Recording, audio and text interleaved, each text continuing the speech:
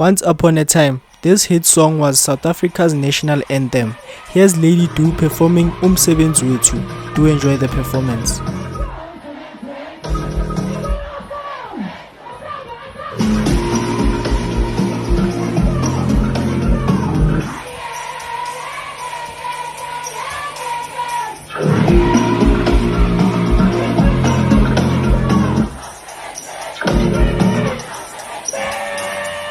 Thank you.